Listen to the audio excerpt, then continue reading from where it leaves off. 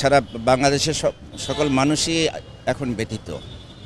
তারা যারা ৭১ দেখেনি, ৭১-এর ধ্বংসযজ্ঞ তারা দেখেনি, তারা ২০২৪ সালের এই সময় এসে সেই ৭১-এর সেই ধ্বংসলীলা, সেই তাণ্ডবলীলা দেখতে পেলেন। বিশেষ করে ঢাকার বিভিন্ন স্থানে। আমাদের মিরপুরের আপনারা লক্ষ্য করেছেন যে মিরপুরে কোঠা আন্দোলনের নামে সাধারণ ছাত্রছাত্রীদের উপস্থিতি কিন্তু খুবই কম ছিল। তাদের উপর ভর করে মিরপুরের সারা বাংলাদেশ থেকে শিবিরের জঙ্গি ক্যাডাররা এই মিরপুর সহ ঢাকা শহরে অবস্থান গ্রহণ করে। সেই সাথে ছাত্রদল, যুবদলের তাদের সশস্ত্র ক্যাডার বাহিনী ঢাকা শহরে অবস্থান করে। মিরপুরে বিশেষ করে যে প্রবলেমটা মিরপুরের জনগণ ফেস করছে এই কয়টা দিন, সেটা হলো তারা ব্যবহার করেছে বস্তি এবং ব্যবহার করেছে এই বিহারি ক্যাম্প। এই বিহারি ক্যাম্পের বিপদগামী যুবকদেরকে তারা অর্থকড়ি দিয়ে ছাত্র সাজিয়ে এখানে এনে এই তাণ্ডবলীলা চালিয়েছেন। আমি বলেছি ইতিপূর্বেও যে মিরপুর ১৯৭১ সালের ১৬ই ডিসেম্বর বাংলাদেশ স্বাধীন হয়েছিল, কিন্তু মিরপুর কিন্তু স্বাধীন হয়েছিল ৩১শে জানুয়ারি। এই বিহারিদের সাথে যুদ্ধ করে আমাদেরকে এই মিরপুর স্বাধীন করতে হয়েছে। আমরা বিহারিদের বঙ্গবন্ধু এবং বঙ্গবন্ধুর কন্যা এত মায়া মমতার মধ্য দিয়ে তাদেরকে লালন পালন করছে, সুযোগ সুবিধা দিচ্ছে, কিন্তু আমরা বুঝতে পারি নাই যে বিহারিদেরকে তারা ব্যবহার করবে। আর বিহারিদের পিছনে এই মিরপুর সহ সারা ঢাকা সহ সারা বাংলাদেশ থেকে বিএনপি, জামাত, শিবিরের ক্যাডাররা সংঘবদ্ধ হয়ে কোঠা আন্দোলনকারীদের উপর ভর করে তারা এই তাণ্ডবলীলা চালায়। আপনারা চিন্তা করতে পারবেন না কী ধরনের বিভৎস চিত্র ছিল এই ১০ নম্বরে। বিশেষ করে তো ১০ নম্বরের সাধারণ জনগণ তারাও কিন্তু ঐক্যবদ্ধ ছিল, আওয়ামী পরিবারও ঐক্যবদ্ধ ছিল, কিন্তু তারা তো সশস্ত্র ক্যাডার, তারা যুদ্ধ করার মানসিকতা নিয়েই তারা এখানে এসেছেন। তারা জ্বালাও পোড়া করবে এই চিন্তা করে প্ল্যান করে এখানে এসেছেন, কিন্তু আওয়ামী পরিবারের নেতাকর্মীরা তো এটা প্রস্তুত ছিল না। তারা তো বাংলাদেশ একটি স্বাধীন বাংলাদেশ, শান্তির বাংলাদেশ বঙ্গবন্ধুর কন্যার নেতৃত্বে দাবিত হচ্ছে, ডিজিটাল হয়েছে, স্মার্ট হচ্ছে, সবাই সেই চিন্তা করছে। আওয়ামী লীগের নেতাকর্মীরা তারা তো সেই সময়ের যুগে বিএনপি ২০০১ থেকে ২০০৬ সালের যে তাণ্ডবলীলা চালিয়েছিল সেই কথা তো আমাদের নেতাকর্মীদের মাথায় ছিল না।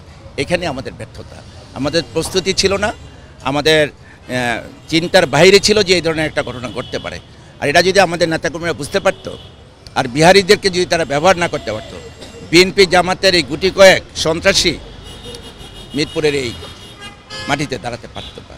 তাই এখন আমরা জনগণকে সজাগ করছি, জনগণও বুঝতে পারছে যে বঙ্গবন্ধুর কন্যা মায়ের মমতা, বোনের স্নেহ, ভালোবাসা দিয়ে বাংলাদেশটাকে সাজিয়েছেন, একটা ছবির নয় সাজিয়েছেন। উনি অত্যন্ত ব্যথিত। ওনার এই কষ্ট করে জনগণের উপকারের জন্য যে সকল স্থাপনাগুলো করছে সেগুলি জ্বালিয়ে পুড়িয়ে দিয়েছে। এই ন্যাক্কারজনক ঘটনার ধিক্কার জানানোর ভাষা আমাদের নেই। আমরা শপথ গ্রহণ করব, আমাদের দেশ স্বাধীন বাংলাদেশ, ৩০ লক্ষ ভাইয়ের রক্তের বিনিময়ে ২ লক্ষ মা বোনের ইজ্জতের বিনিময়ে বাংলাদেশ। এই বাংলাদেশকে সেই পরাজিত শক্তি ৭১-এর বিএনপি, জামাত, শিবির এবং বিএনপি, সেই সাথে জঙ্গি, সেই সাথে দেশবিরোধী শক্তিরা ঐক্যবদ্ধ হয়ে দেশটাকে দাবিয়ে রাখার জন্য এই অপতৎপরতা চালাচ্ছে। তো আমরা বিশ্বাস করি সারা বাংলাদেশের মানুষ ইতিপূর্বে বুঝতে পেরেছেন যে কোঠা আন্দোলনের যে বিষয়গুলো ছিল এগুলি কিন্তু প্রত্যেকটি বিষয় দাবিগুলো কিন্তু মানা হয়েছে। তারপরে আজকে দেখেন আমরা এখানে কেন এই জামাত শিবির, এই যে গুজব রটানোর একটা মিথ্যাবাদী দল, জঙ্গি দল, সন্ত্রাসী দল, তারা অহরহ মিথ্যা ছড়াচ্ছে যে তাদেরকে দিয়ে জোর করে স্টেটমেন্ট দেওয়ানো হয়েছে, এই জায়গায় আসো, ওই জায়গায় আসো। মানে এই যে একটা দেশকে যে একটা ধ্বংসের দিকে ধাবিত করা, আর বিশেষ করে শিক্ষার্থীদের শিক্ষা জীবনটাকে ধ্বংস করা, এই যে অপতৎপরতা চালাচ্ছে জামাত শিবিরের এরা এবং ছাত্রদল, যুবদল, বিএনপির নেতারা, ফখরুল সহ, এদেরকে প্রতিহত করা এখন আমাদের পবিত্র দায়িত্ব হয়ে দাঁড়িয়েছে। কারণ বঙ্গবন্ধুর বাংলাদেশ শক্তভাবে হাল ধরেছেন বঙ্গবন্ধুর কন্যা মাননীয় প্রধানমন্ত্রী রাষ্ট্রপতি শেখ হাসিনা। উনি ডিজিটাল বাংলাদেশ দিয়েছেন এবং উনি স্মার্ট বাংলাদেশ দিতে যাচ্ছেন।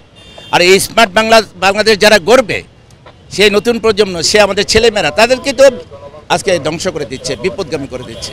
আপনারা লক্ষ্য করেছেন একসময় বিএনপির সময় ঢাকা বিশ্ববিদ্যালয় সারা বাংলাদেশের শিক্ষা প্রতিষ্ঠানে অস্ত্রের ঝঞ্ঝানি ছিল, প্রতিনিয়ত কোনো না কোনো মার কোল খালি হতো, বাতাসে বারুদের গন্ধ পাওয়া যেত। আজ কিন্তু সেই জায়গায় ছিল না। এই 15 বছর একটি শান্তির বাংলাদেশ, শান্তির শিক্ষা পরিবেশ ছিল। আমাদের সন্তানরা নিয়মিত পড়াশোনা করছে, নিয়মিত বের হয়ে যাচ্ছে, তাদের জীবন জীবিকা রুজির জীবিকায় তারা ছুটে যাচ্ছেন। কিন্তু আজকে কি দাঁড়ালো? এই জায়গাটা ধ্বংস করার জন্যই এই অপতৎপরতা বিএনপি জামাতের।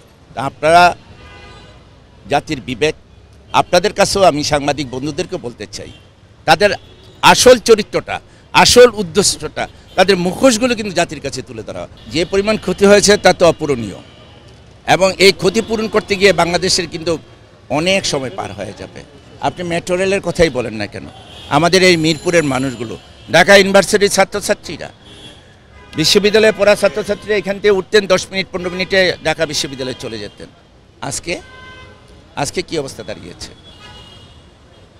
1 বছরে মেট্রো রেল ঠিক হবে কিনা সে আজকে প্রশ্ন হয়ে দাঁড়িয়েছে। এমনি করে আপনি দেখেন পাশেই সিটি কর্পোরেশনের গাড়িগুলি যে প্রতিনিয়ত ময়লা অপসারণ করা হয়, সেই গাড়িগুলি পুড়িয়ে ছারখার করে দিল। তো উদ্দেশ্যটা কি? জনগণকে বিপদে রাখা। মেট্রো রেলে চলবে না, তোমার বাড়ির ময়লাও নিবে না, সেই কাজটাই তো তারা করে দিয়েছে। তথাপি করে আমি মনে করি আমাদের সকলের প্রতি পবিত্র দায়িত্ব। আমরা বারবারই বলেছি বিএনপি নামক এই জঙ্গি সংগঠনটিকে বাংলাদেশের রাজনীতি থেকে নিষিদ্ধ করা হোক। ওরা যতদিন এই বাংলাদেশের রাজনীতিতে মাঠে ময়দানে দাপিয়ে বেড়াবে, ততদিনই বাংলাদেশ ধ্বংস করার চিন্তা মানসিকতায় পোষণ করবে।